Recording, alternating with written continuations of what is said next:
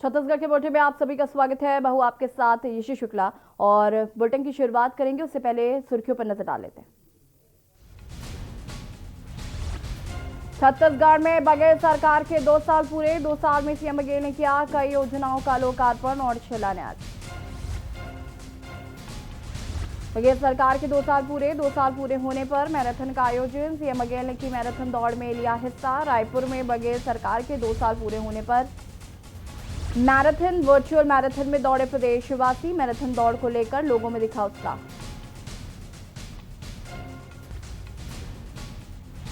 Bhajpa core group की बैठक। भाजपा ने बनाया 3 साल की योजनाओं का खाका। अगले साल मोदी की 5 सभाएं।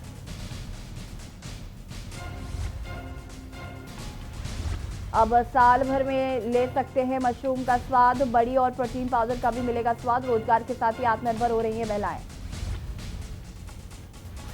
किसान आंदोलन का 18वां दिन। पंजाब के डीआईजी का इस्तीफा। बोले किसान का बेटा हूं, अपने भाइयों के हक के लिए लड़ूंगा। आप देख रहे हैं के न्यूज, खबरों का सारथी। छत्तीसगढ़ में कांग्रेस ने साल 2018 के विधानसभा चुनाव में 15 सालों से काबिज रमन सरकार को हराकर बड़ी जीत हासिल की थी। मुख्यमंत्री भूपेश बघेल की अगुवाई में सरकार अब अपना 2 साल पूरा कर चुकी है। 2 साल पहले मुख्यमंत्री भूपेश बघेल ने अपने 2 सहयोगी टीएस सिंहदेव और ताम्रध्वज साहू के साथ शपथ ली थी। इसके कुछ घंटे के भीतर सरकार ने 3 बड़े फैसले लिए थे। वहीं दूसरी ओर विपक्ष ने बघेल सरकार पर हमला भी बोला। देखिए रिपोर्ट।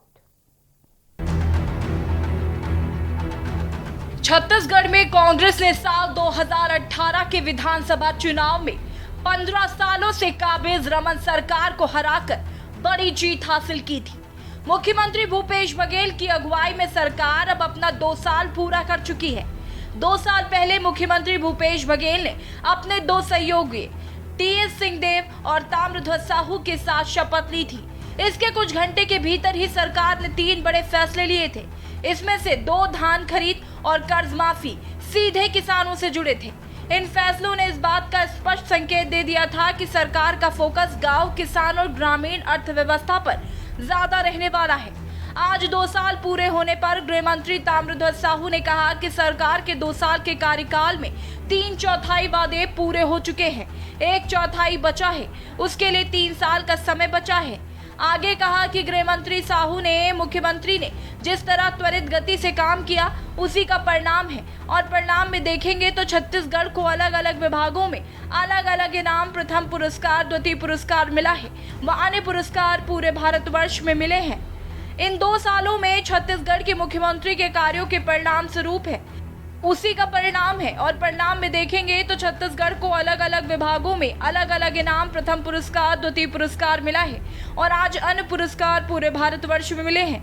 इन 2 सालों में छत्तीसगढ़ में मुख्यमंत्री के कार्यों के परिणाम स्वरूप है। देखिए, हमारा 3/4 वादा पूरा हो गया है। 1/4 बचा है, उसके लिए अभी 3 साल का समय है। माननीय मुख्यमंत्री जी ने जिस त्वरित गति से काम किया है वो उसका मिसाल है और आप परिणाम भी देखेंगे। पूरे भारतवर्ष में छत्तीसगढ़ को अलग अलग विभागों को अलग अलग कामों के लिए कई में प्रथम पुरस्कार तो किसी में दूसरा, इस प्रकार का स्थान पूरे भारतवर्ष में मिला है। ये इन 2 सालों में माननीय मुख्यमंत्री जी के द्वारा निर्देशित अच्छे दिशा निर्देश के कारण जो काम हुआ उसका परिणाम है और जो बचे हैं उसके लिए काफ़ी समय है। वहीं 2 साल की सरकार की कार्यशैली पर बीजेपी प्रदेश अध्यक्ष ने कहा कि प्रदेश में लॉ एंड ऑर्डर ठीक नहीं है, अनाचार के मामले बढ़े हैं, भ्रष्टाचार के मामले बढ़े हैं। आज भी तत्काल में धान खरीदी की जा रही है, उसमें भी सरकार पूरी तरह से असफल है। खरीदी केंद्र में कहीं वर्दना नहीं है तो कहीं किसानों का पंजीयन नहीं हुआ है। वरदाली के नाम पर कई किसानों रकबा भारी काट दिया गया है, वहीं कई किसानों का रकबा शून्य कर दिया गया है। इसके कारण किसान आत्महत्या करने को मजबूर है। लाइन ऑर्डर ठीक नहीं है, अनाचार के मामले बढ़े हैं, भ्रष्टाचार के मामले बढ़े हैं, अपराधों की संख्या में भारी वृद्धि हुई है। आज जो अभी तत्काल में जो किसानों के धान खरीदे जा रहे हैं, धान खरीदी में भी ये सरकार पूरी तरह से असफल है। खरीदी केंद्र में कहीं वारदाना नहीं है, तो सब किसानों का पंजीयन ठीक से नहीं हुआ है और गिरदावरी के नाम से कई किसानों के रकबा भारी काट दिए गए हैं। किसी किसी का रकबा तो शून्य हो गया है और इसके कारण किसान आत्महत्या पर भी मजबूर हो रहे हैं और आत्महत्या किए भी। बहरहाल जहां एक ओर सरकार के विधायक अपनी उपलब्धियां गिना रहे हैं तो वहीं दूसरी ओर बीजेपी के विधायक प्रदेश सरकार पर लगातार हमलावर हो रहे हैं। रायपुर से के न्यूज के लिए चित्रा पटेल की रिपोर्ट।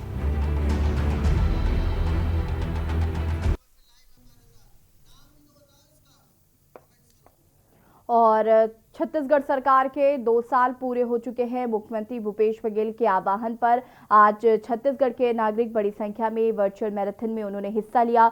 लोगों में अच्छे स्वास्थ्य के प्रति जागरूकता के लिए मैराथन का आयोजन किया गया। आपको बता दें कि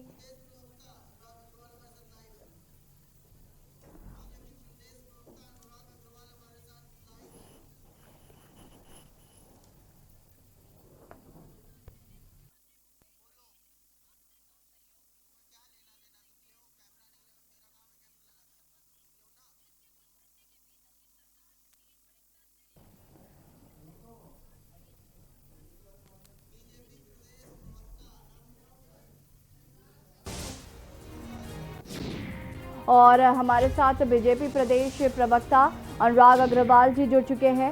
अनुराग जी, बहुत बहुत स्वागत है आपका के न्यूज में। जिस तरीके से भूपेश सरकार ने 2 साल पूरे कर लिए हैं अपने कार्यकाल, उनका 2 साल का पूरा हो गया, इसको लेकर आपको क्या कहना है? देखिए, किसी भी प्रदेश के नागरिकों की संतुष्टि ही किसी लोकतांत्रिक सरकार का सबसे बड़ा उद्देश्य होता है। और अगर उनकी संतुष्टि का पैमाना देखें, मुझे लगता है, और आप भी इस बात को मानती होंगी, कि स्वास्थ्य, सुरक्षा, शिक्षा और रोजगार एक बड़ा पैमाना होता है जिससे बड़ा वर्ग प्रभावित होता है। अगर इस विषय पे कितने कार्य हुए हैं, यह तय करता है कि सरकार कितनी सफल है। अगर हम कांग्रेस की सरकार की बात करें और 2 साल से कांग्रेस के बारे में बात करें, तो कांग्रेस की जो सबसे बड़ी फ्लैगशिप योजना थी, नरवा गरवा गुरवा बारी, और जब से ये सरकार आई है, अपने को किसानों का हितैषी बताने का प्रयास कर रही है। और इस सरकार का सारा फोकस गांव में ही है। और मुझे लगता है कि सबसे असंतुष्ट अगर कोई है तो गांव के लोग ही हैं। उसका प्रत्यक्ष प्रमाण है एनआरसी की report, national crime research bureau की रिपोर्ट कहती है कि इस साल 2019 में छत्तीसगढ़ में 233 किसानों ने आत्महत्या की। मतलब ये अगर पिछले समय के किसान के आत्महत्या की दर को लिया जाए तो उससे लगभग 8-9% ऊपर है। ये बड़े आश्चर्य की बात है। इन्होंने बड़ा रिकॉर्ड बनाया है कि छत्तीसगढ़ में पहली बार नकली कीटनाशक के कारण खेत खराब होने से किसान ने आत्महत्या की। इन्होंने गिरदावरी रिपोर्ट में इतना बड़ा खेल किया कि जिन्होंने पिछले समय जमीन होते हुए धान बेचा था, उनकी जमीनें शून्य कर दी।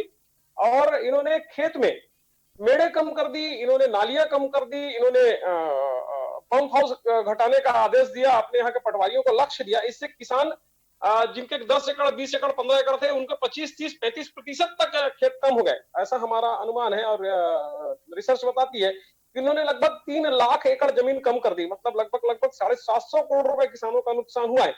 और इसकी परिणति देखिए कि एक किसान जब वो धान बेचने धान खरीदी केंद्र जाता है और उसे पता लगता है कि 8 एकड़ में मात्र वो 11 क्विंटल धान बेच सकता है, इसके लिए वो आत्महत्या कर लेता है। और उस पर तुर्रा ये और असंवेदनशीलता देखिए छत्तीसगढ़ की सरकार की, कि वो विषय विक्षिप्त घोषित कर देते हैं। मैं छत्तीसगढ़ में धान खरीदी का एक और मामला बताना चाहूंगा। जब एक छत्तीसगढ़ का किसान अपना धान लेके धान खरीदी केंद्र में जाता है, तब उसके 23 कट्टे धान को वहां का धान तौलाई करने वाला व्यक्ति खराब बताकर धान खरीदने से मना कर देता है और उसके लिए वो घूस मांगता है। किसान की तबीयत बिगड़ती है और हार्ट अटैक होने से धान खरीदी केंद्र में ही मृत्यु हो जाती है। और उस पर भी सरकार की असंवेदनशीलता देखिए। ये बताती है सरकार कि वह किसान पहले से ही बीमार था। आप विभिन्न मोर्चे देखिए, रोजगार की बात करिए तो इन्होंने छत्तीसगढ़ में युवाओं को रोजगार देने की बात की थी। और जब तक युवा रोजगार नहीं मिल जाता तो सामाजिक कार्यों से जोड़कर 2500 रुपए भत्ता देने की बात की थी। आज 2 साल की जगह हो गई, इन्होंने भत्ता तो दूर, रोजगार तो दूर।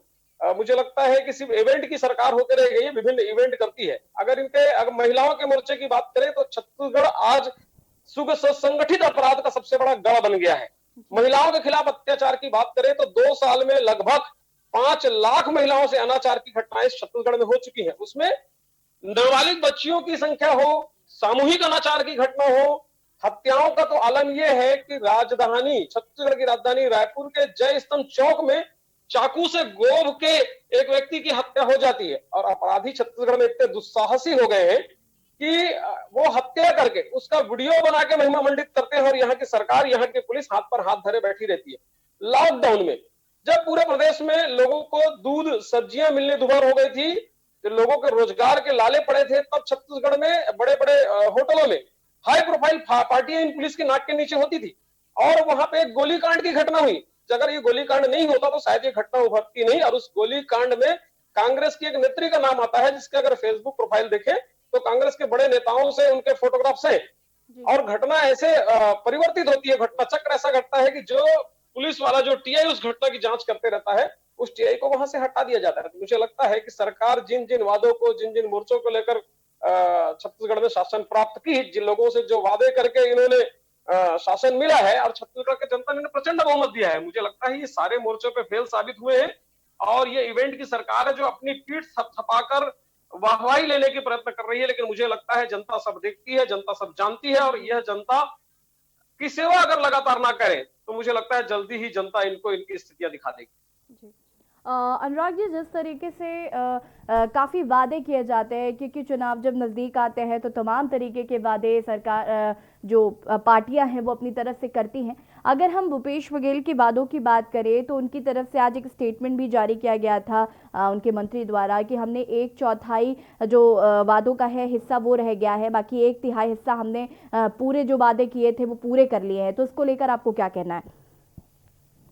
मुझे लगता है कि बातें करना और बातों को प्रोपोगेट करना और विज्ञापन करना एक अलग बात है, उसको धरातल पर उतारना अलग बात है। आप अगर कोरोना लॉकडाउन की बात आपको याद होगी तो इन्होंने 13 मंत्रियों के फोटो पेपर में छपवाकर उसे कोरोना योद्धा घोषित कर दिया था और बताया था कि छत्तीसगढ़ में कोरोना खत्म हो गया है। उसके बाद छत्तीसगढ़ में कोरोना इतनी भयावह स्थिति में आई कि आज 2.5 से 3 लाख लोग छत्तीसगढ़ में कोरोना संक्रमित हो गए, लगातार मौतें हुई। और कोरोना से जितनी मौतें हुई उतने ही मौतें क्वारंटाइन सेंटर में अव्यवस्थाओं से मौतें हुई, सांप काटने से मौतें हुई, खराब खाना से मौतें हुई, लोग वहां से भाग गए। और जिन घोषणाओं को ये कहते हैं कि हमने पूरा कर दिया, आप लाइन से उनके घोषणाओं की बात करिए। सबसे पहला घोषणा था किसानों के लिए ये 2500 रुपए देंगे। आपको मालूम है भी कि अभी तक प्रथम खरीफ फसल का 3 किस्त में इन्होंने राजीव न्याय योजना के तहत उसके बोनस राशि देने की बात की थी। अभी तक 1 किस्त बची है और उसे इस वित्त वर्ष में देने का ये वादा कर रहे हैं, जबकि दूसरा खरीफ फसल प्रारंभ हो चुका है। इनके मंत्री कहते थे, इनके दूसरे नंबर के मंत्री टीएस सिंहदेव जी कहते थे कि अगर सरकार ने खरीफ फसल खरीदी के पहले चौथा किस्त नहीं दिया तो मैं इस्तीफा दे दूंगा। मुझे तो लगता है कि इनकी आपसी कला में भूपेश बघेल जी चाहते थे टीएस सिंहदेव जी इस्तीफा दे, इसलिए उन्होंने खरीफ फसल का चौथा किस्त नहीं दिया है और अभी तक टीएस सिंहदेव जी भी इस्तीफा नहीं दिए। इन्होंने कहा कि हम आते ही महिला स्व सहायता समूह के कर्जे माफ कर देंगे। अभी तक उस दिशा में कोई प्रयास कार्य नहीं हुए। महिला स्व सहायता समूह लगातार बांट जो रही है। इन्होंने स्त्री सुरक्षा की बड़ी बात की थी। आज आप देखिए छत्तीसगढ़ में धीरे धीरे अपराध गढ़ की ओर बढ़ता जा रहा है और महिलाएं कतई सुरक्षित नहीं। मैंने थोड़ी देर पहले ही कहा था, 4000 बलात्कार की घटना अकेले छत्तीसगढ़ जैसे छोटे से राज्य में, ये बहुत दुखद है। 14 वर्ष के बच्चियों के साथ बलात्कार, सामूहिक गैंग रेप। कोंडा गांव की तो घटना आपको याद करिए कि एक लड़की से सामूहिक बलात्कार की घटना होती है, पुलिस प्रशासन उसका रिपोर्ट दर्ज नहीं करती है और लड़की आत्महत्या कर लेती है।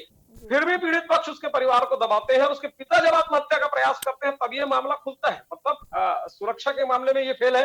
इन्होंने कहा था कि हाथियों की सुरक्षा के लिए हम लेमरू प्रोजेक्ट बनाएंगे। आप देखिएगा घटना पिछले दिनों की अगर आपको याद होगी, पिछले 9 महीनों में 15 हाथियों की मौत हो चुकी है छत्तीसगढ़ के अंदर। ऐसे विभिन्न वादे जो ये लगातार करते रहे, लेकिन इसके ऊपर किसी प्रकार की कोई कार्रवाई नहीं हुई। तो मुझे लगता है कि छत्तीसगढ़ की जनता ये देख रही है कि 2 साल होने के पश्चात भी ये कोई कार्य नहीं करते। और अगर इनके ऊपर आप आरोप लगाए, अगर इनके ऊपर प्रश्न चिन्ह आपने लगाया तो ये पिछले 15 वर्षों की बातें करते हैं। मुझे लगता है कि जनता ने आपको जनमत दिया है, आपको सत्ता करने का अवसर दिया, आपको सेवा करने का अवसर दिया है, तो बहानेबाजी छोड़ के जमीन पर कार्य करिए और जनता की सेवा करिए, ऐसा मैं सोचता हूँ।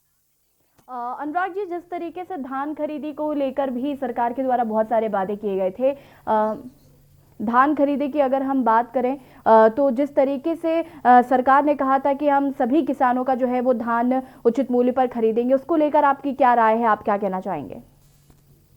ये जो सरकार है ये चिट्ठी पत्री की सरकार है। ये अपने सारे काम का ठीकरा केंद्र सरकार पे मढ़ने की कोशिश करती है और यहाँ की जनता को ये बताती है कि हम केंद्र सरकार से मांग कर रहे हैं, लेकिन केंद्र सरकार लगातार मदद नहीं कर रहा है। मैं उस समय पे जाता हूँ जब भारतीय जनता पार्टी की सरकार थी।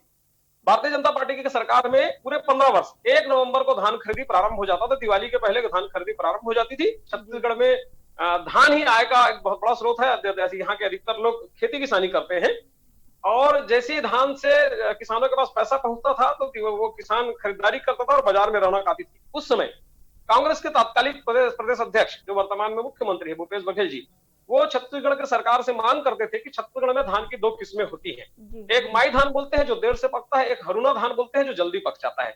तो भूपेश बघेल जी का कहना था कि छत्तीसगढ़ में हरूना धान तो अक्टूबर में पक जाता है, आप 15 नवंबर से धान खरीदी करते हैं तो किसानों को परेशानी होती है। तो वो पत्र लिखा करते थे कि किसानों का धान 15 अक्टूबर से खरीदें। अब जब उनकी सरकार आती है, वो मुख्यमंत्री बनते हैं, तो वो धान 15 अक्टूबर खरीदना छोड़ के 15 नवंबर जब भारतीय जनता पार्टी खरीदती थी वो छोड़ के 1 दिसंबर से धान खरीदी चालू करते हैं। ये वास्तव में होता ये है। आर्थिक नाकामियों से सरकार बड़ी घिर गई है। इन्होंने लगभग 2 सालों में 25,000 करोड़ का कर्जा ले रखा है। अब ये जो वादे करके आए थे, ये वादे ये पूरे कर नहीं पा रहे हैं। तो ये चाहते हैं कि किसी न किसी तरीके से इस वादे पूरे करने का दिखावा भी करें और धान खरीदी कम करना पड़े। इसके लिए उन्होंने 1 महीने बाद से धान खरीदी चालू की और 1 दिसंबर से धान खरीदी चालू की। जी बिल्कुल अनुराग जी, अब ये देखने वाली बात होगी, अभी 3 साल तो और बाकी हैं, क्या कुछ भूपेश सरकार में किया जाता है। हमसे जुड़ने के लिए आपका बहुत बहुत धन्यवाद। जिस तरीके से भूपेश सरकार के 2 साल पूरे हो चुके हैं और उसको लेकर हमने अनुराग अग्रवाल जो कि बीजेपी प्रदेश प्रवक्ता हैं उनसे बातचीत की और उन्होंने काफ़ी आरोप भी लगाए सरकार पर कि उन्होंने जो वादे किए थे वो अभी तक पूरे नहीं किए हैं। हालांकि बघेल सरकार के 2 साल पूरे हो चुके हैं और आज मैराथन का आयोजन किया गया था इसी को लेकर। मुख्यमंत्री भूपेश बघेल के आह्वान पर आज छत्तीसगढ़ के नागरिक बड़ी संख्या में वर्चुअल मैराथन में उन्होंने हिस्सा लिया। लोगों में अच्छे स्वास्थ्य के प्रति जागरूकता लाने के लिए मैराथन का आयोजन किया गया। आपको बता दें कि प्रथम वर्चुअल मैराथन दौड़ में मंत्रीगणों ने भी आम आदमी के साथ साथ उत्साह के साथ भाग लिया। इनमें से आज सवेरे वन मंत्री मोहम्मद अकबर ने राजधानी के शंकरनगर स्थित अपने निवास कार्यालय और उद्योग तथा वाणिज्य मंत्री कवासी लखमा ने राजधानी के शांतिनगर स्थित अपने निवास कार्यालय में वर्चुअल मैराथन में हिस्सा लिया। इस अवसर पर दोनों मंत्रीगणों के साथ वर्चुअल मैराथन दौड़ में वरिष्ठ अधिकारियों ने भी भाग लिया। 5 तस्वीरें आपको दिखा रहे हैं। आज मैराथन का आह्वान किया था मुख्यमंत्री भूपेश बघेल ने और सुबह से ही वर्चुअल तरीके से अपने अपने पास के जो ग्राउंड है वहां पर मैराथन किया। चाहे वो डीजीपी हो, चाहे वो वन मंत्री हो, चाहे वो गृह मंत्री हो, सबने मैराथन में हिस्सा लिया और दौड़ लगाई।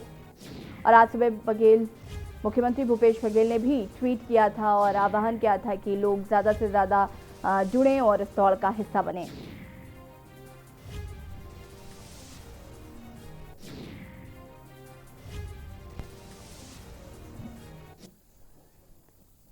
और खबर बिलाईगढ़ से है, जहां पर शिवसेना के कार्यकर्ताओं ने रैली निकालकर बस स्टैंड में नगर पंचायत अधिकारी की स्थानांतरण करने की मांग करते हुए सीएमओ का पुतला दहन किया।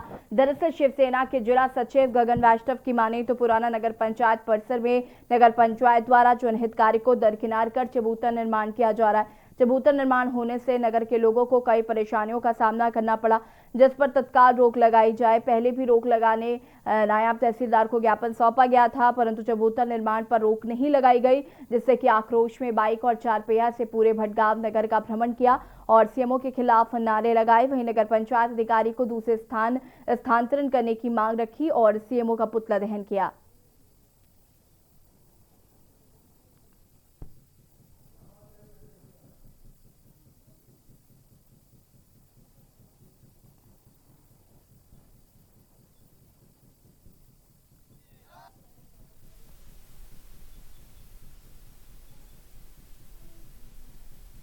हमारी मांग है कि चबूतरा निर्माण को तत्काल रोका जाए और नगर पंचायत अधिकारी का ट्रांसफ़र किया जाए, क्योंकि लगातार मानामानी नगर में चल रही है। कई बार हम लोग ज्ञापन दे चुके हैं, सीएमओ को भी दे चुके हैं, तहसीलदार को भी दे चुके हैं, लेकिन कोई कार्रवाई अभी तक नहीं हो रहा है उन लोग की तरफ से। जिस तरह से निर्माण कर रहे हैं कि जनहित में जाए, बिल्कुल जनहित में नहीं है, जन अहित में काम कर रहे हैं लोग। लगातार मानी चल रही है नगर में, जहाँ भी देखो भ्रष्टाचारी पे चल रहा है। इसलिए हम लोग नगर पंचायत अधिकारी का लगातार ट्रांसफ़र की मांग करते हैं और अगर ट्रांसफ़र नहीं किया गया तो हम उग्र आंदोलन लगातार जारी रहेगा हमारा। चबूतरा निर्माण है ना, उसके संबंध में निकाले हैं। अब कहाँ का नगर भ्रमण किया? पूरा बस्ती अंदर पूरा घूमे हैं। अच्छा, क्या मांगे हैं आपकी?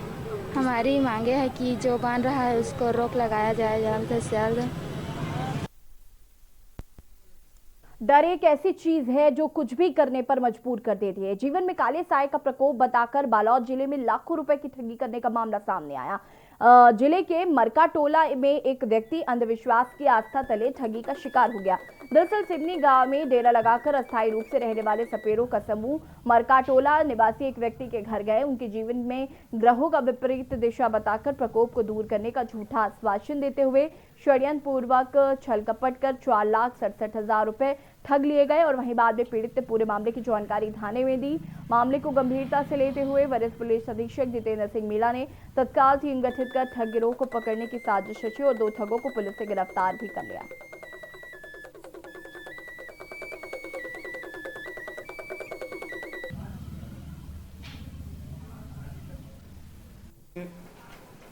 प्रार्थी रूपलाल गोरे द्वारा एक रिपोर्ट दर्ज कराया गया कि उससे कुछ अज्ञात व्यक्तियों ने झाड़ फूंक के नाम से लगभग 4,67,000 रुपए की ठगी की है।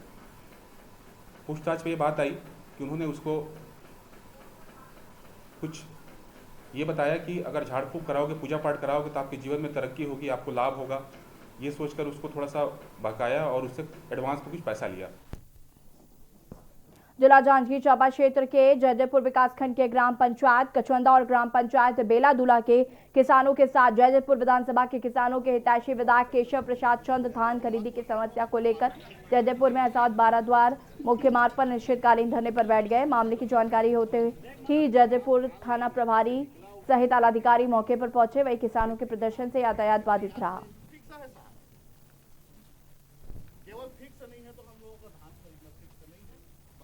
खोलने के लिए शासन को प्रस्ताव कलेक्टर साहब के माध्यम से भेजा गया है। वो मत बोलिए ना, हमको मालूम है। हम लोग जो है सेवा सहकारी समिति कचंदा में धान खरीदी हो एक सूत्रीय मांग को लेकर के आज सुबह 11 बजे से यहाँ सड़क पे बैठे हैं और ये रात्रिकालीन हो गया। अनेक अधिकारी आए, एसडीएम साहब आए, एसडीओपी साहब आए, नोडल अधिकारी आए, तहसीलदार साहब आए और मेरे को पता चला दूर दराज में एडिशनल कलेक्टर साहब भी आए थे, लेकिन किसी भी अधिकारी ने हमारी समस्याओं के बारे पे नहीं सुना। समस्या का निराकरण क्या कर रहे हैं इनके बारे में उन्होंने नहीं कहा और चोर के भांति धीरे धीरे यहां से खिसक गए। अभी भी हमारे किसान लोग यहीं बैठे हुए हैं। खबर गरियाबंद से है, जहां पर खेल व युवा कल्याण विभाग के तत्वाधान में 13 दिसंबर को आयोजित वर्चुअल मैराथन दौड़ के लिए जिले में हर आयु वर्ग के लोगों में उत्साह दिखाई दिया। 13 दिसंबर को सुबह 6 से 11 तक आयोजित इस दौड़ के लिए कलेक्टर नीलेश कुमार क्षीरसागर, एसपी सहित जिले के वरिष्ठ अधिकारी, अन्य प्रशासनिक अधिकारी, जिला स्तरीय विभागीय अधिकारियों सहित जिले के लगभग 3700 लोग वर्चुअल मैराथन दौड़ में शामिल हुए।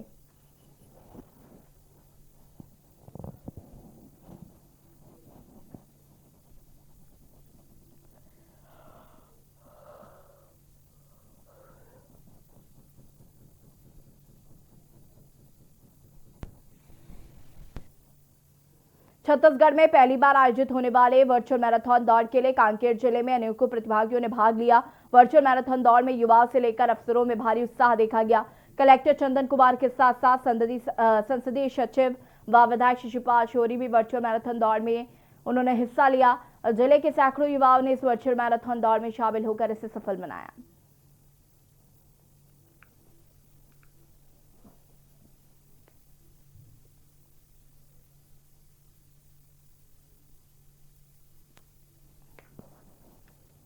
छत्तीसगढ़ में पहली बार आयोजित होने वाली वर्चुअल मैराथन दौड़ को लोगों में बहुत उत्साह देखने को मिला। बात है अभिमान की। छत्तीसगढ़ या स्वाभिमान की टीम को लेकर आयोजित मैराथन दौड़ में हिस्सा लेने बालोद जिले के 500 प्रतिभागियों ने पंजीयन करवाया।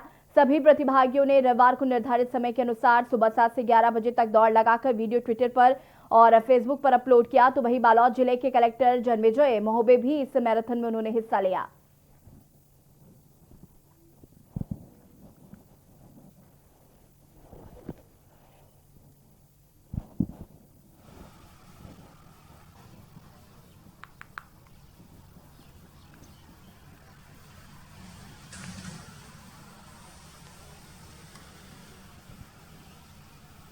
और फिलहाल यहाँ पर वक्त हो गया एक छोटे से ब्रेक का। जल्द हाजिर होंगे।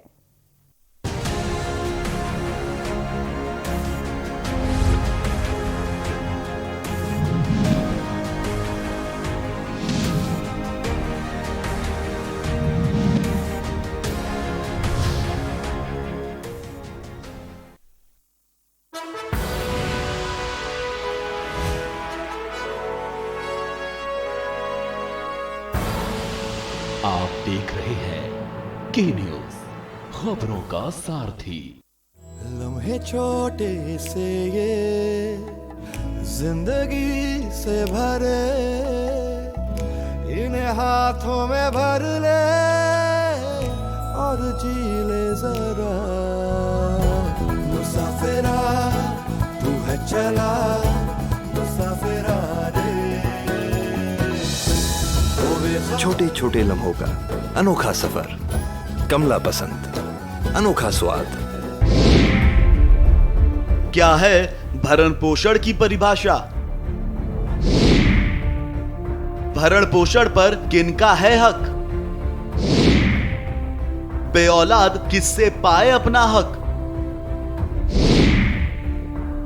भरण पोषण न करने पर क्या है दंड?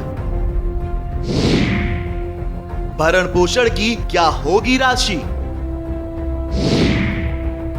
बुजुर्गों का हक ऐते रख। कीजिए सवाल, जानिए अधिकार। 0512 239 0031 और 0512 239 0032। हमारी खास पेशकश वकील आपका में रविवार दोपहर 3 बजे सिर्फ के न्यूज इंडिया पर। आप देख रहे हैं के न्यूज, खबरों का सारथी।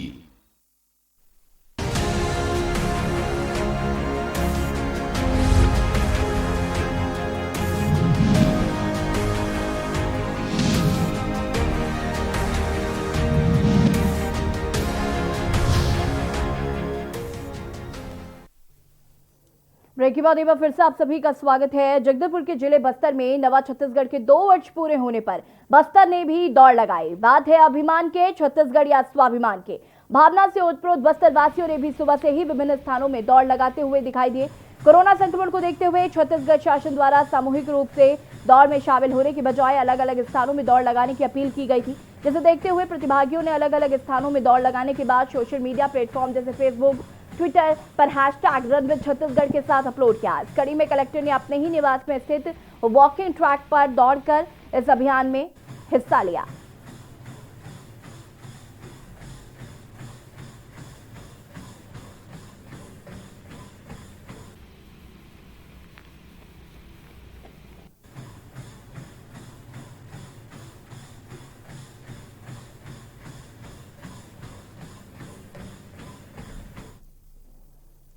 नारियों के सम्मान एवं सुरक्षा के लिए प्रचार प्रसार करते हेतु एक अनूठा कदम उठाया गया और ये कदम दल्ली राजहरा के रहने वाले तुलसीराम ने दिल्ली की ओर सानकाज से सफर पर निकल पड़े। इस सफर के दायरे में जो भी गांव, शहर व महानगर आएगा वो उन सभी स्थानों के लोगों को नारियों के सम्मान व सुरक्षा के प्रति जागरूक करेंगे। बता दें कि तुलसीराम अपने ही खर्च से नारियों की सुरक्षा के लिए कई राज्यों के सैर पर निकले हैं और वहीं दल्ली राजहरा नगर पालिका अध्यक्ष ने उन्हें हरी झंडी दिखाकर शुभकामनाएं देते हुए रवाना किया। मैं दल्ली राजहरा से दिल्ली लाल किला हिंदुस्तान नारी सुरक्षा के लिए ये संदेश लेके जा रहा हूँ साइकिल के माध्यम से। और ये सफ़र मेरा 9 दिन का है। रोड अच्छा रहेगा तो 12 दिन तक पहुँच जाऊँगा और किलोमीटर के दूरी ज़्यादा रहेगा तो 15-16 दिन में पहुँच जाऊँगा। अभी कुछ मदद नहीं मिला है। मैं अपने वाहन जो भी व्यवस्था खर्चा करके अपने सुरक्षा खर्चा करके जा रहा हूँ। निगम प्रशासन द्वारा थगरा बांध के लगभग 300 परिवारों को हटाकर बोरसी स्थित गैलेक्सी हाइट एवं सुयश बिल्डकॉन के द्वारा दी गई भूमि में निर्मित प्रधानमंत्री आवास में भेजा गया। नेता प्रतिपक्ष अजय वर्मा के नेतृत्व में गैलेक्सी हाइट एवं सुयश बिल्डकॉन साइट में बने प्रधानमंत्री आवास जाकर थगरा बांध के विस्थापित परिवारों से मुलाकात की और पाया कि पेयजल के लिए बनाई टंकियों में बेहद गंदगी है, जिसके पानी को पीने से संक्रामक रोग फैल सकता है। और इस बात की सूचना नेता प्रतिपक्ष द्वारा आयुक्त को दी गई। तब आयुक्त ने तत्काल ठीक कराने का पुनः आश्वासन दिया। नेता प्रतिपक्ष अजय वर्मा ने आगे बताया कि भाजपा पार्षद दल ने आयुक्त से मांग की थी कि पहले मूलभूत सुविधाएं जैसे पानी, बिजली, शौचालय को सुचारू रूप से पूर्ण कर लिया जाए। तब आयुक्त ने भाजपा पार्षद दल को आश्वस्त करते हुए कहा था कि पानी, शौचालय इत्यादि चीजों के उपलब्धता के लिए व्यक्तिगत रूप से जिम्मेदार रहूंगा।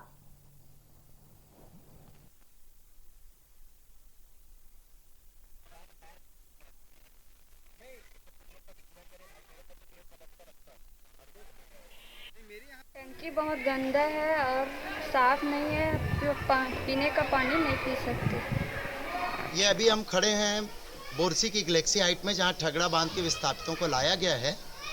यहाँ अभी लोगों के घर में पेयजल नहीं पहुँच रहा है, और ऊपर में जहाँ भी पेयजल पहुँच रहा है उनकी टंकियों में इतनी गंदगी है। आप देख रहे हैं साइड में ये निर्माणाधीन चीज़ें अभी पड़ी हुई है, और इसके कारण से यहाँ लोगों का जीना दूभर हो गया है। सरकारी पैसों की बर्बादी कैसे की जाती है, इसका उदाहरण आपको कांकेर में दिख जाएगा। लाखों रुपए से बना एक पार्क अब नशेड़ियों का अड्डा बन गया है। नगर पालिका की उदासीनता ने पैसों की बर्बादी किस कदर की है, ये आप तस्वीरों में देख सकते हैं। तस्वीरों में आप देख सकते हैं यहाँ पर किस तरीके से ये नशेड़ियों का अड्डा बन चुका है। जगह जगह गंदगी का अंबार लगा हुआ है। लाखों रुपए की लागत से ये पार्क बनाया गया था लोगों के लिए, लोगों की सुविधाओं के लिए, लेकिन नशेड़ियों ने इसे अपना अड्डा बना लिया और गंदगी का अंबार आप तस्वीरों में स्पष्ट रूप से देख सकते हैं।